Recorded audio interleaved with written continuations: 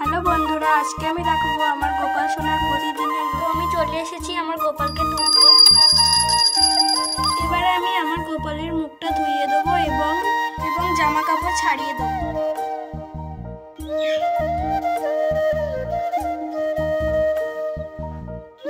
আমি ওর জামা ছাড়িয়ে দিয়েছি। এবার আমি ওকে সকালের খাবার খেতে। এবার আমি আমার গোপাল সোনাকে চান করিয়ে নেবো। চান করানো হয়ে গিয়েছে। এবার আমি ওর গাটা মুছিয়ে দেবো। এবার আমি ওর পোশাকটা পরিয়ে দেবো। দেখো, ওকে আমি জামা পরিয়ে দিয়েছি। এবার দেখো ওকে কত সুন্দর মিষ্টি লাগছে। এবার আমি গোপালকে ভোগ নিবেদন করব। আর আপনারা অবশ্যই মনে রাখবেন, গোপালকে কিন্তু ভোগ দেওয়ার সময় তুলসী পাতা অবশ্যই দিতে হয়, আর ঘন্টাও অতি আবশ্যক বাজাতেই হবে। এবার ওর ঘুমানোর টাইম হয়ে গেছে। এবার আমি ওকে ঘুমানোর সময় ওকে বাঁশিটা অবশ্যই দেবে, কারণ গোপালের বাঁশি ছাড়া ঘুম আসে না।